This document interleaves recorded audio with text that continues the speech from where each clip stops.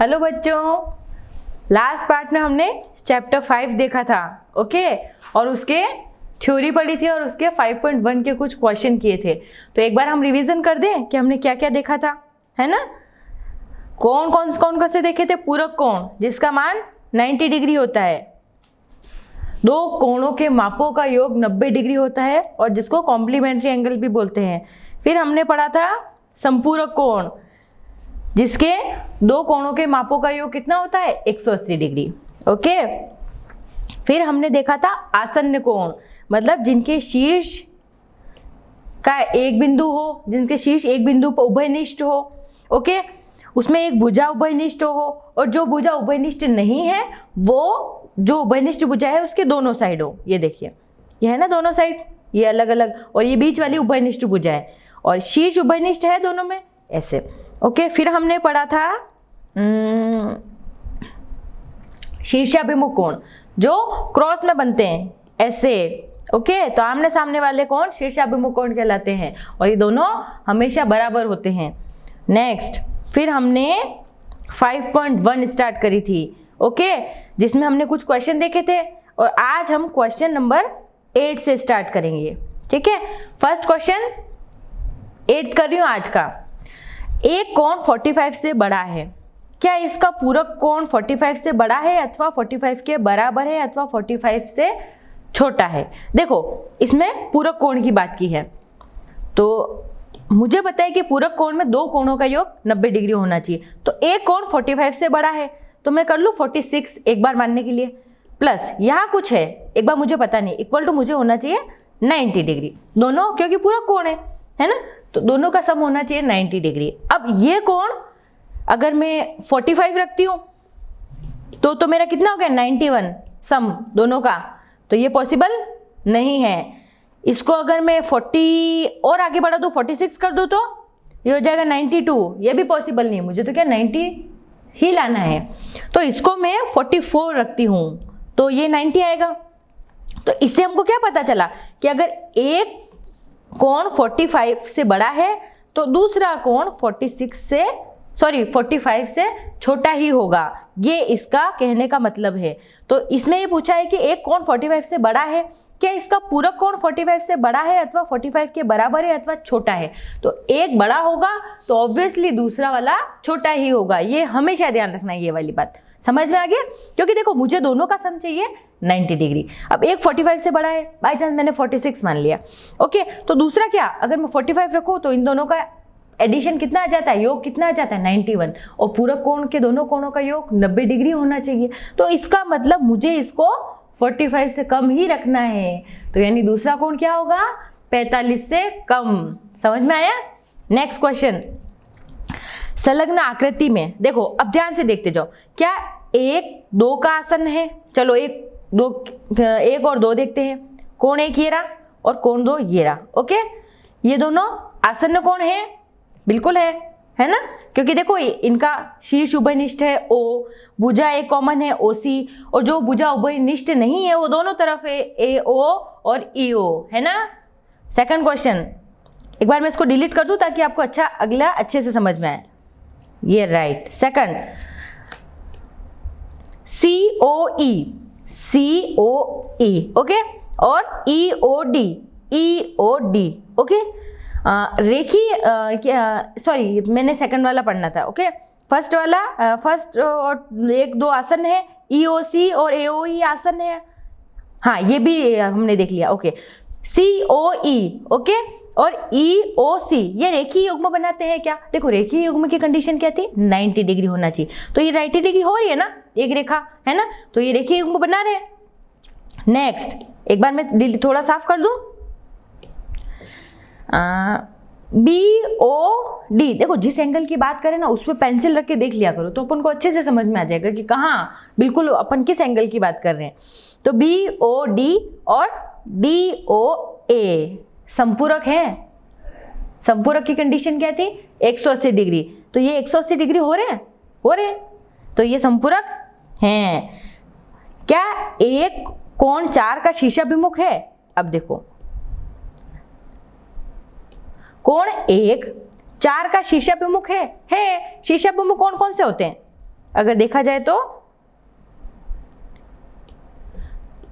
जो ऐसे 90 पे बनते हैं, है ना, सॉरी ऐसे क्रॉस पे बनते हैं तो वो शीर्षाभिमुख कोण होते थे, तो वो हमेशा बराबर होते हैं। तो अब इस लाइन को अगर मैं ध्यान से देखूं तो ये आपस में क्रॉस कर रही है ना, तो 1 और 4 शीर्षाभिमुख हो गए, है ना, तो ये सही है। 5 का शीर्षाभिमुख कोण क्या है? अब एंगल 5 पे जाओ, ये है एंगल 5, ओके। अब इसका शीर्षाभिमुख कोण क्या है? तो अगर मैं इसको ऐसे क्रॉस में करूं तो 5 का शीर्षाभिमुख 2 और 3 दोनों आ रहा है, तो आप कंफ्यूज हो जाओगे मैं क्या लिखूं, 2 लिखूं तो 3 लिखूं, है ना।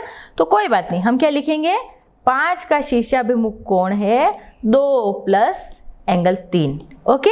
ये हम दोनों को ऐड करके लिख सकते हैं कि 2 प्लस 3। 10th, अब देखिए, पहचानिए कि कोणों के कौन से युग्म हैं। फर्स्ट शीर्षाभिमुख कोण और सेकंड रेखीय युग्म, ये दोनों हमको निकालने हैं। पहला शीर्षाभिमुख कोण, इसमें कौन कौन से हैं? पहला देखें तो अगर मैं ये लाइन ऐसे क्रॉस करूं और ये वाली ऐसे करूं तो इसमें शीर्षाभिमुख कोण कौन कौन से हो गए? 4 और 1, है ना। तो मैं क्या लिख सकती हूँ, आप कोई से भी युग्म जो आपको दिखते हैं वो आप पता लगा सकते हैं। तो एंगल 1 एंड एंगल 4 आपस में शीर्षाभिमुख है। दूसरा पेयर एंगल 5 एंड एंगल, अब देखो 5 का पूरा ये सम 2 प्लस 3 है, तो हम लिखेंगे एंगल 2 प्लस एंगल 3, ओके। ये दोनों शीर्षाभिमुख कोण हैं। अगला रेखीय युग्म में कौन कौन है? रेखीय युग्म यानी जो 180 डिग्री पे होते हैं, यानी एक लाइन में। तो अगर ये लाइन मैंने ऐसे खींच दी तो एंगल 4 एंड एंगल 5 ये दोनों रेखीय युग्म हैं। दूसरा एक और एग्जांपल ले लेती हूँ, ये रेखा मैंने ले ली तो 5 और 1 ये दोनों रेखीय युग्म में हो गए। तो कौन कौन से हो गए? एक बार एंगल 4 और एंगल 5, एक सेकंड, एंगल 4 और एंगल 5 और सेकंड एंगल 5 और एंगल 1 ये आपस में रेखीय युग्म हो गए। अब क्वेश्चन नंबर 11, निम्नलिखित आकृति में क्या एक कोण 2 का आसन्न है और का नहीं है, और है तो भी आपको कारण बताना है। तो ये मेरा एंगल हो गया 1, ये 2। अब अपन को 1 और 2 आसन्न है कि नहीं ये हमको बताना है। अब देखिए आसन्न कोण की कंडीशन हमने क्या पढ़ी थी, दोनों की उभयनिष्ठ शीर्ष होना चाहिए, एक भुजा उभयनिष्ठ होनी चाहिए, और जो उभयनिष्ठ नहीं है वो उसके दोनों साइड होनी चाहिए। तो देखो इसमें ना तो शीर्ष उभयनिष्ठ है, दोनों में भुजा उभयनिष्ठ है, लेकिन जो दूसरी भुजा ऐसे बन रही है, तो ये मेरा आसन्न कोण नहीं है, 1 और 2 आसन्न नहीं है। नेक्स्ट 12th, अब निम्नलिखित कोणों में प्रत्येक के x, y और z के मान निकाल लेते हैं। देखिए अब आपको कुछ ना कुछ हिंट इस क्वेश्चन में दे रखा होगा, तो आपको आ जाएगा कि हम इसका आंसर कैसे निकालेंगे। देखिए अगर मैं इसको लाइनों को ऐसे क्रॉस करूं तो 55 और x ये दोनों शीर्षाभिमुख कोण लग रहे हैं कि नहीं लग रहे हैं? तो इसका मतलब ये 55 है तो ये भी 55 होगा, क्योंकि शीर्षाभिमुख कोण बराबर होते हैं, इक्वल होते हैं, ओके। अब मुझे निकालना है y का मान। y का मान मैं कैसे निकालूं? अगर मैं इस लाइन को देखूं, ये वाली, तो ये लाइन कौन सी हो गई? 180 पे, और हम जानते हैं जो रेखीय युग्म में होते हैं उनका मान कितना होता है? 180 डिग्री। तो मैं क्या कर सकती हूँ? 180 माइनस 55 करूँ, 180 माइनस 55, 5 और 2 और 125, तो इसका वैल्यू कितनी आ गई? 125। अब देखो ध्यान से, ये और ये भी आपस में वर्टिकल अपोजिट है, शीर्षाभिमुख है, तो ये 125 तो ये वाला भी 125 आ गया समझ में, है ना। 55 और 55 आपस में वर्टिकल अपोजिट एंगल, और 125 और 125 आपस में वर्टिकल अपोजिट एंगल है, ओके। सेकंड क्वेश्चन, अब देखिए ये 40 है। अब इस देखो लाइन को क्रॉस करना, देखो कि कहाँ से क्रॉस हो रही है। तो अगर मैं ये देखूँ, ये वाली लाइन और ये वाली लाइन आपस में एक दूसरे को क्रॉस कर रही कि नहीं कर रही है, यानी इसके एंगल क्या हो गए? शीर्षाभिमुख कोण। ये 40 तो ये वाला भी 40 डिग्री, 40 डिग्री। अब एक चीज और देखो, ये y है और ये x प्लस 25, तो मैं इसको ऐसे लिख सकती हूँ x plus 25 equal to y, है ना। x प्लस 25 को y के बराबर है। अब देखिए ये वाली लाइन एक रेखीय युग्म बना रही है, तो ये 40 डिग्री है, तो ये कितना हो जाएगा? 180 माइनस 40, ये 140 आ गया, है ना। अब इस पूरे y की वैल्यू x प्लस 25 के बराबर होगी। तो x plus 25 is equal to y, तो x plus 25 equal to y की वैल्यू मुझे पता चल गई कितनी है, 140। तो x की वैल्यू कितनी हो जाएगी, 140 माइनस 25 कितनी हो गई, 140 माइनस 25, 5 और 1 और 1, 115। ओके, तो कितनी आ गई, ये इस पूरे की वैल्यू आ गई 115। नहीं, x की वैल्यू आ गई, तो x की वैल्यू 115 है। हो गया क्लियर? तो इसको मैं कैसे लिखूंगी, x की कितनी है 115, y की 140 और कौन है z की ओनली 40। आ गई तीनों वैल्यू। समझ में आ गया कैसे? देखो, एक तो शीर्षाभिमुख कोण होंगे और एक ही लाइन पर बने कोण होंगे। तो एक ही लाइन पर होंगे उनका मान 180 होगा और शीर्षाभिमुख कोण हमेशा बराबर होंगे। तो ये आप जब सॉल्व करेंगे तो आपको सारे क्वेश्चन अच्छे से आ जाएंगे। ओके, आगे करें। यदि दो कोण पूरक हैं तो उनके मापों का योग कितना होता है? देखो, पूरक कोण आते हैं, आपके दिमाग में आना चाहिए कितने हैं, 90 डिग्री। सेकंड, यदि दो संपूरक है तो उनके मापों का योग कितना होगा? संपूरक है तो उनके मापों का योग 180। रेखीय युग्म बनाने वाले दो कोण क्या होते हैं? ये कोई रेखीय युग्म बना रहे हैं और ये दो कोण क्या होते हैं? ये संपूरक होते हैं। ओके, क्योंकि रेखीय युग्म बनाने वाले संपूरक कोण होते हैं ना, तभी तो उनके मानों का योग 180 डिग्री आता है और 180 डिग्री हमेशा एक सीधी रेखा होती है। नेक्स्ट, क्या दो आसन्न कोण संपूरक है तो वे, अगर दो आसन्न कोण संपूरक हैं, ये देखिए, तो वे क्या बनाते हैं? वे रेखीय युग्म बनाते हैं। ओके, रेखीय युग्म बनाते हैं। यदि दो रेखाएं एक दूसरे को एक बिंदु पर प्रतिच्छेदित करती है तो शीर्षाभिमुख कोण हमेशा क्या होते हैं? दो रेखाएं आपस में एक दूसरे को काट लिए, प्रतिच्छेदित करी, तो आमने सामने वाले कोण हमेशा बराबर होंगे। तो क्या होंगे? बराबर। नेक्स्ट, इक्वल होंगे। यदि दो रेखाएं एक दूसरे को एक बिंदु पर प्रतिच्छेदित करती है और शीर्षाभिमुख कोणों का एक युग्म न्यून कोण है तो शीर्षाभिमुख कोणों का दूसरा युग्म क्या होगा? देखो, बहुत अच्छा क्वेश्चन है। अगर मैंने ऐसे क्रॉस किया, एक न्यून कोण है, ये न्यून कोण, तो मेरा ये दूसरा कोण क्या होगा? ऑब्वियसली अधिक कोण होगा, क्योंकि एक ही रेखा पर बने कोणों का योग 180 होता है, हम जानते हैं। ओके, तो ये न्यून कोण है तो दूसरा अधिक कोण ही होगा, तो दूसरा क्या होगा? अधिक। 14 क्वेश्चन। अब इसमें हमको कोणों के युग्मों के नाम देने। फर्स्ट है शीर्षाभिमुख अधिक कोण। शीर्षाभिमुख भी होना चाहिए और अधिक कोण भी होना चाहिए। अब इसमें शीर्षाभिमुख का पेड़ देखो, आप अगर ऐसे क्रॉस करती हूँ दोनों को तो शीर्षाभिमुख कोण कौन कौन से हो गए मेरे? देखो, एंगल BOC और एंगल AOD, ये दोनों शीर्षाभिमुख अधिक कोण हैं। अब आसन्न और पूरक कोण होने चाहिए, आसन्न भी होने चाहिए और पूरक कोण भी होने चाहिए। तो मैं कौन सा पैर लूँ? तो आसन्न भी हो जाए और पूरक भी, ये वाला ले लिया मैंने पैर। ओके, अब इसमें आसन्न भी है और पूरक भी है, क्योंकि दोनों का सम 90 डिग्री होना चाहिए, यानी BOA और AOE, ये आसन्न भी है और पूरक भी है। नेक्स्ट, समान संपूरक कोण, समान भी होने चाहिए और संपूरक कोण भी होने चाहिए। ओके, ये ले लूं मैं, ये समान भी है और संपूरक भी हैं, तो कौन से हो गए? एंगल DOE और एंगल EOB समान भी है और संपूरक भी है। असमान संपूरक कोण मतलब अब असमान होने चाहिए, तो एक एंगल ये ले लेती हूँ और दूसरा ये वाला ले लेती हूँ, क्योंकि असमान चाहिए मुझे, समान नहीं चाहिए। तो ये हो गई है और संपूरक भी है दोनों, तो कौन से हो गए? एंगल AOB और एंगल AOD, समान, असमान और संपूरक कोण। आसन्न कोण जो रेखीय युग्म नहीं बनाते, कोई से भी निकाल सकते हैं अपन, आसन्न कोण भी होने चाहिए और जो रेखीय युग्म ना हो। तो ये देखिए, ये और ये वाला एंगल दोनों आसन्न भी है और रेखीय युग्म नहीं बना रहे, तो हम इसको क्या लिख सकते हैं? एंगल COD और DOE। सेकंड, कोई सा भी, ये वाला भी ले सकते हैं हम, एंगल DOE और एंगल EOA, कोई सा भी लिख सकते हैं। ओके, अब आगे वाला टॉपिक स्टार्ट करें। 5.1 आपको समझ में आई होगी अच्छे से, है ना। इसकी और आप प्रैक्टिस कीजिएगा तो आपको बहुत अच्छे से समझ में आ जाएगी। ओके, करें 5.2 स्टार्ट। ओके, रेखीय युग्म, फर्स्ट वाला 5.3 रेखीय युग्म इस क्या होते हैं।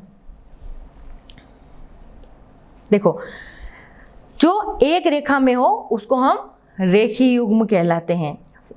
जैसे हाँ, इसमें रेखीय युग्म में बहुत सारी रेखाओं के बारे में, प्रतिच्छेदी रेखा हमने पढ़ा ही था जो ऐसे क्रॉस पे होती है, उसको हम प्रतिच्छेदी रेखा कहते हैं। ओके, और आगे तियर्क छेदी रेखा, देखो ये एक नई चीज आई है अपने। ओके, तो इसमें हम क्या पढ़ेंगे, जब दो रेखाएं ऐसे पैरेलल होती है और उनको एक लाइन कट करती है तो हम कहते हैं उसको तियर्क छेदी रेखा। अब देखिए आकृति 5.23 में P एक तियर्क छेदी रेखा नहीं है, 2-3 ये वाली, क्योंकि ये आपस में सारी क्रॉस हो रही है तो ये तियर्क छेदी रेखा नहीं है। लेकिन 5.2 में देखें तो दो लाइनें हैं और उसको ये क्रॉस कर रही है तो ये क्या हो गई, आपस में तियर्क छेदी रेखा है ये, क्योंकि दो लाइनें जब सीधी हो और एक आड़ी रेखा उसको क्रॉस करे तो उसको हम तियर्क छेदी रेखा कहते हैं। जैसे कभी आपने रोड देखे होंगे तो दो रोड एक सीधा चल रहा है, उसको बहुत सारे रोड आड़े काटते हैं, तो वो भी एक तियर्क छेदी का एग्जाम्पल बोल सकते हैं हम। अब देखो, तियर्क छेदी रेखा द्वारा निर्मित कोण कौन कौन से होते हैं। देखो ये चीज बहुत बहुत इंपॉर्टेंट है क्योंकि सारे क्वेश्चन आगे वाले इसी पे बेस है। करें स्टार्ट। तियर्क छेदी रेखा द्वारा निर्मित कोण, फर्स्ट अंतः कोण। देखो ये कोई दो लाइनें हैं, उनको एक आड़ी लाइन क्रॉस कर रही है। अब अंतः कोण, देखो नाम से ही पता चला है अंतः, अंदर की साइड बनने वाले कोण। तो कौन कौन से हो गए, 3, 4, 5 और 6। मतलब ये लाइन अगर इसको बंद कर दूं मैं तो जो अंदर अंदर वाले सारे होंगे वो अंतः कोण कहलाएंगे, यानी 3, 4, 5 और 6। ओके, समझ में आया। बाह्य कोण, बाह्य कोण यानी बाहर की साइड में। करूं 1, 2, 7, 8। अंतः यानी अंदर की साइड में, बाह्य यानी बाहर की साइड में। तो बाहर की साइड में कौन कौन से हैं, 1, 2, 7, 8, 1, 2, 7, 8। संगत कोणों के युग्म, देखो संगत कोण किसको बोलते हैं, देखिए 1 और 5 संगत कोण, 2 और 6। देखो संगत कोण मतलब जो उस लाइन के ऊपर की साइड में लेफ्ट साइड में, वो ही नीचे वाली लाइन में लेफ्ट साइड में होगा, और ऊपर की साइड में है तो ऊपर और नीचे की साइड में है तो नीचे। देखो एक एग्जांपल देखो,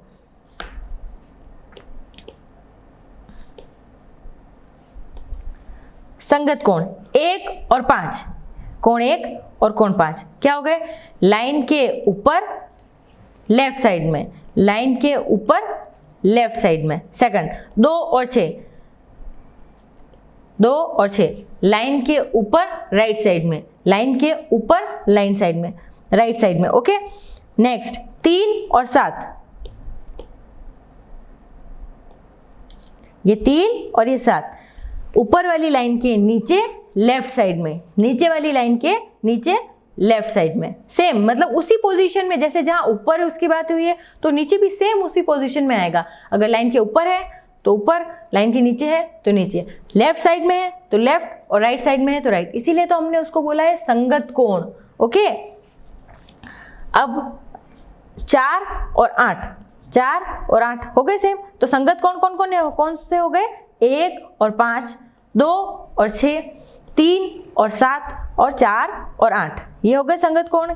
अब अगला एकांतर अंतः कोणों के युग, एकांतर और अंतः कोण। एकांतर में होता है एक छोड़ के दूसरा। देखो अंक एकांतर 3 और 6 मतलब, और अंतः एकांतर भी है और अंतः भी है, तो अंदर की साइड में अंतः कोण, तो और एकांतर एक इस साइड में है तो दूसरा इस साइड में, नीचे की साइड में। ऐसे नहीं कि दोनों ही ऊपर, नहीं, एक ऊपर तो एक इस साइड में। तो ये 3 और 6, दूसरा 4 और 5, ये हो गए कौन कौन से हो गए, 3 और 6 और 4 और 5। ओके, नेक्स्ट एकांतर बाह्य कोणों के युग्म। अब बाह्य कोण कौन कौन से हैं, देखो 1 और 8, 1 और 8, दूसरा 2 और 7, 2 और 7 हो गया ना, ऊपर साइड में और इस साइड नीचे दूसरी साइड में। संगत कोण और एकांतर कोण में डिफरेंस समझ में आया? संगत कोण में अगर सेम उसी पोजीशन में नीचे की साइड में आएगा, और एकांतर कोण में वो ऊपर की साइड में है तो दूसरा वाला इस साइड में नीचे की साइड में। ओके, दोनों में दो बहुत अलग चीजें हैं। और तियर्क छेदी रेखा के एक ही तरफ बने अंतः कोणों के युग्म, जो तियर्क छेदी रेखा के एक ही तरफ बने होते हैं, देखिए 3 और 5, ये 3 और 5 मतलब तियर्क छेदी रेखा ये रही, और इनके एक ही तरफ मतलब जो अंदर से की साइड में बने हुए एंगल्स 4 और 6, 4 और 6। ओके, समझ में आया? देखो मैं वापस बता देती हूँ सारी चीजें। फर्स्ट, अंतः कोण जो अंदर की साइड में बनते हैं 3 और 4, 5 और 6। बाह्य कोण जो बाहर की साइड में बनते हैं 1, 2, 7, 8। ये दो चीजें समझ में आ गई, अंतः कोण और बाह्य कोण। अब देखो नेक्स्ट, संगत कोण। संगत कोण सेम लाइन पे ऊपर है लेफ्ट साइड में, सेम लाइन पे नीचे वाली लाइन ऊपर है और लेफ्ट साइड में। तो देखो 1 और 5 हो गया ना, इस लाइन के ऊपर है और लेफ्ट साइड में, इस लाइन के ऊपर है और लेफ्ट साइड में। सेकंड, 2 और 6, एंगल 2 एंड एंगल 6 ऊपर है राइट साइड में। थर्ड है 3 एंड 7, 3 और 7, और फिर 4 और 8 हो गए चारों। समझ में आ गए संगत कोण। अब है एकांतर अंतः कोणों के युग्म। अब एकांतर है, संगत और एकांतर दोनों अलग अलग चीजें हैं और बहुत इंपॉर्टेंट चीजें हैं। तो अब है एकांतर और अंतः कोण। अब एकांतर ले लो, 3 और 6 मतलब अंदर की साइड में भी होने चाहिए और एक छोड़ के एक भी होने चाहिए। जैसे आप कोई गेम खेलते हो ना बच्चे, तो अपन एक बच्चा इस साइड बैठता है और एक इस साइड, तो वो एकांतर, एक इस साइड और एक इस साइड, लेकिन अंदर की साइड में बैठना है, तो एक यहाँ एक यहाँ ऐसे। तो ये हो गया 3 और ये हो गया 6, इधर दूसरा पेयर 4 और इधर हो गया 5। अब एकांतर बाह्य कोण यानी 2, पहला कौन सा लिया 1 और नीचे वाला 8, फिर है 2 और इधर वाला 7। अब तियर्क छेदी रेखा के एक ही तरफ बने अंतः कोणों के युग्म कौन से हैं? एक तो अंतः कोण भी होने चाहिए और एक ही तरफ बने होने चाहिए। तो ये तो अंतः कोण हो गए और एक ही तरफ, तो एक ही तरफ कितने बने 3 और 5 और इधर हो गए 4 और 6। ये वाली चीजें आपको समझ में ही अच्छे से, क्योंकि आगे वाले क्वेश्चन इसी कॉन्सेप्ट पे बेस है सारे। ओके, करें नेक्स्ट। अब देखो आकृति 5.25 में ये वाला संगत कोण है। संगत कोण कौन कौन से होते हैं? अब इसमें देखो 1 और 5 कौन से कोण थे? एक ही रेखा के नीचे की साइड में एक तरफ बने कोण कौन से थे? वो संगत। तो 1 और 5 क्या हो गए? संगत। 3 और 7 नीचे बने संगत। 2 और 6 ये भी ऊपर की साइड में एक ही तरफ राइट साइड में संगत। रेखा के नीचे और राइट साइड में ये भी संगत। अब 5.26 में एकांतर कोणों के बाद, एकांतर यानी एक छोड़ के एक इधर तो एक इधर, 3 और 6। दूसरा 4 और 5, 4 और 5, एक इधर तो एक इधर।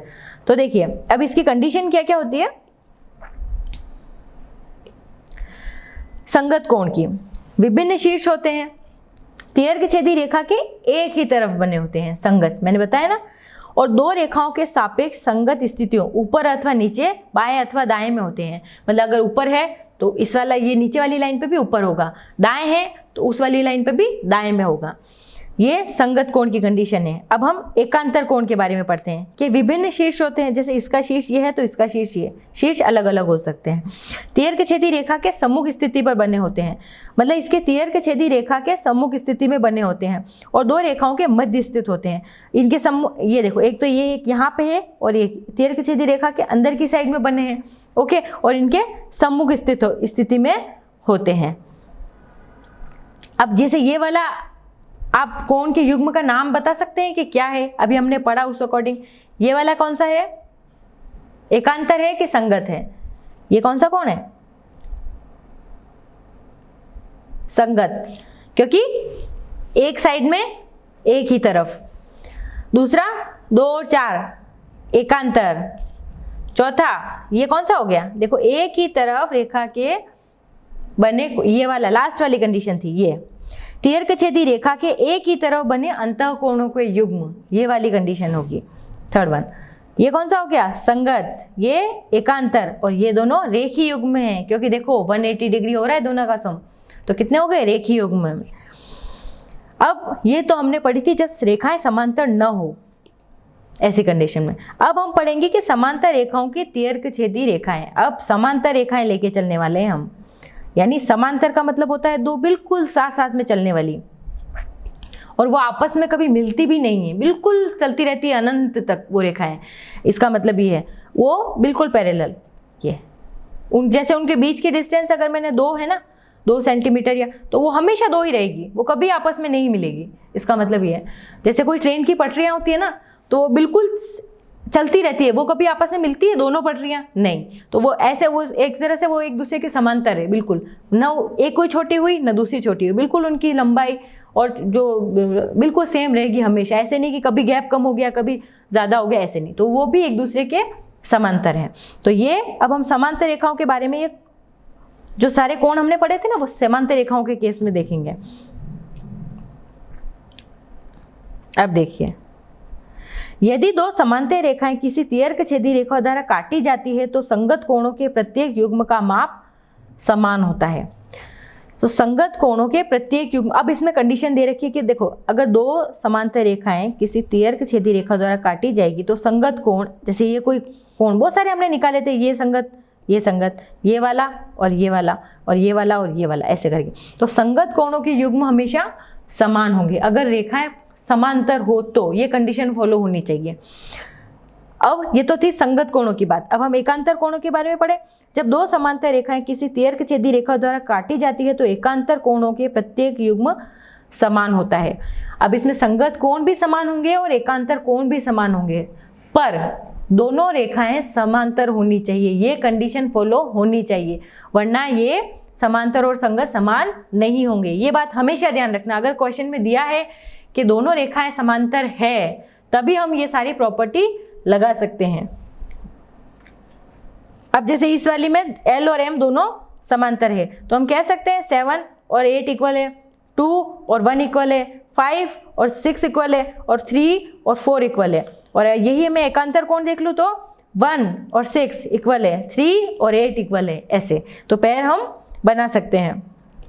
नेक्स्ट, यदि 2 समांतर रेखाएं किसी एक दीर्घछेदी रेखा द्वारा काटी जाती है तो दीर्घछेदी रेखा के एक ही तरफ बने अंतःकोणों के युग्म संपूरक होते हैं।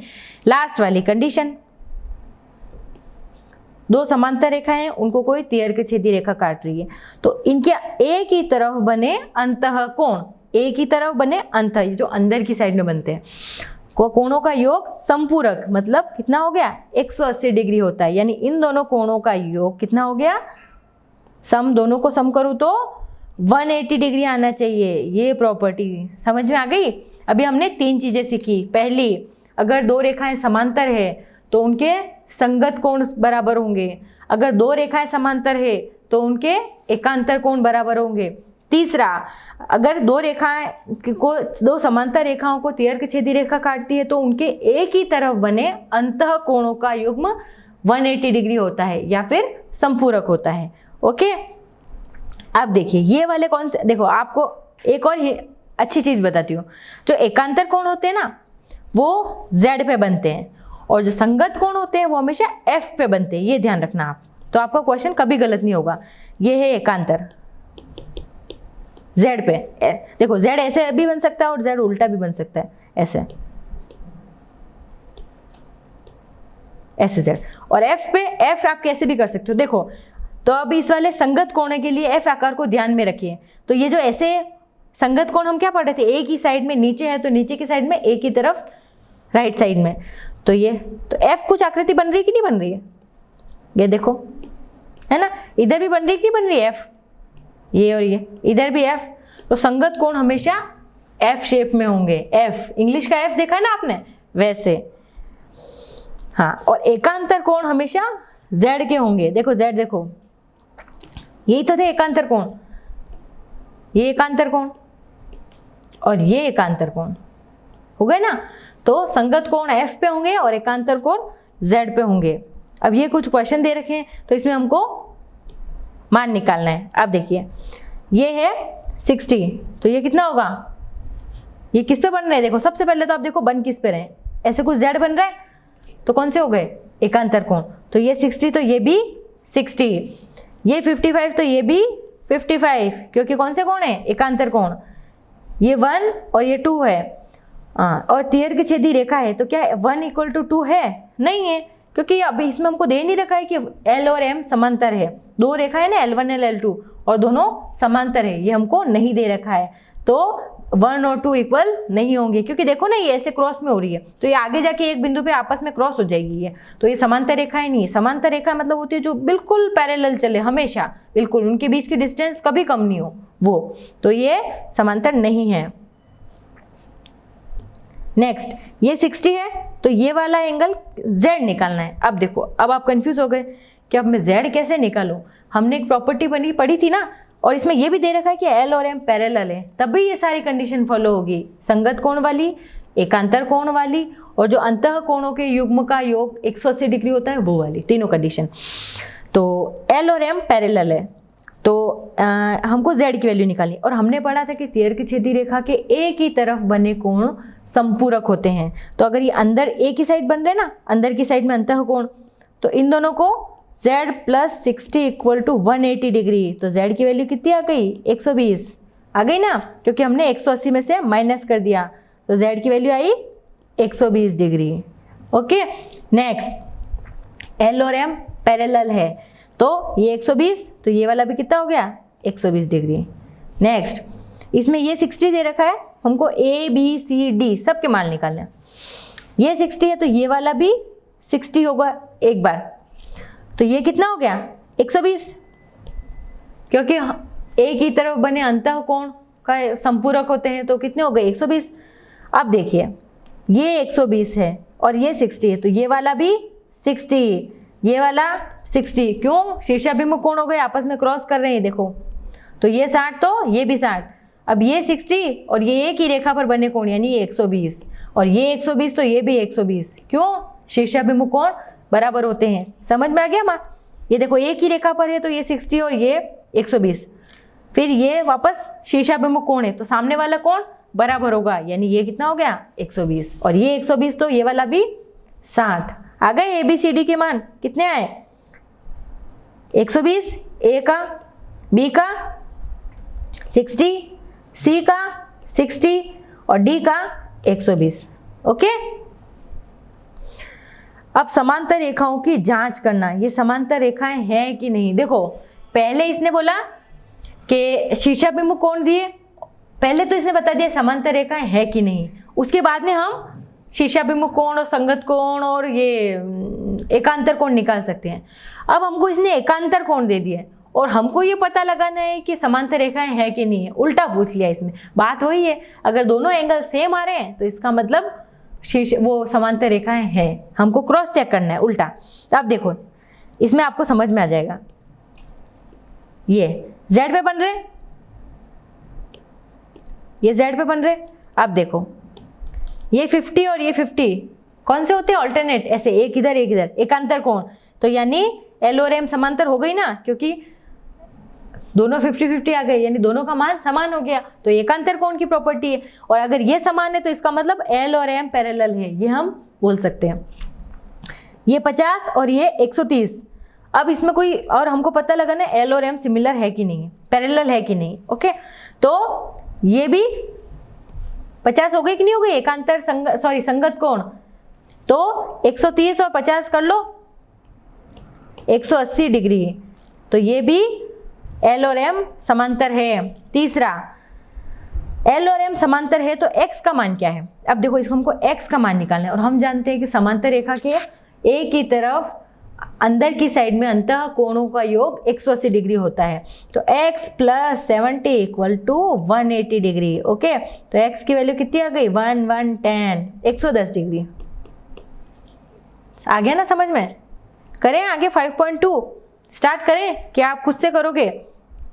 एक बार देखोगे सारी चीज़ें अपन ने जो थ्योरी पार्ट में पढ़ा और जो सारी चीज़ें आप खुद से करोगे कि नहीं करोगे, करोगे ना। तो ये वाली चीज़ें हम आगे वाली क्लास में देखें कि अभी देखें। 5.2 एक बार मैं आपको समझा देती हूँ क्या इसमें क्या क्या करना है, करें फटाफट कर लेते हैं। चलो 5.2 निम्नलिखित कथनों में प्रत्येक कथन के उपयोग के लिए गुण धर्म का वर्णन कीजिए। अब देखो A और B पैरेलल है, समांतर है, तो कोण 1 और 5 इक्वल होगा, होगा कौन सा कोण, संगत कोण की प्रॉपर्टी से।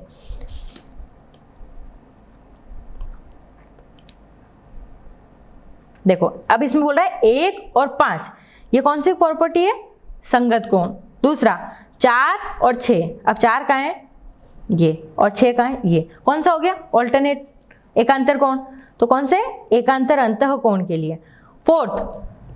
थर्ड 4 प्लस कोण 5 इक्वल टू 180 डिग्री है, 4 प्लस 5 इक्वल टू 180 डिग्री है, तो A और B पैरेलल है, 4 और 5 180 डिग्री। अब पहले देखो 4 का है और 5 का है, 4 और 5 दोनों अंदर की साइड में बने हैं, तो कौन सी वाली प्रॉपर्टी हो गई, तीर्घछेदी रेखा के एक ही तरफ बने अंतः कोणों का प्रत्येक युग्म संपूरक होता है।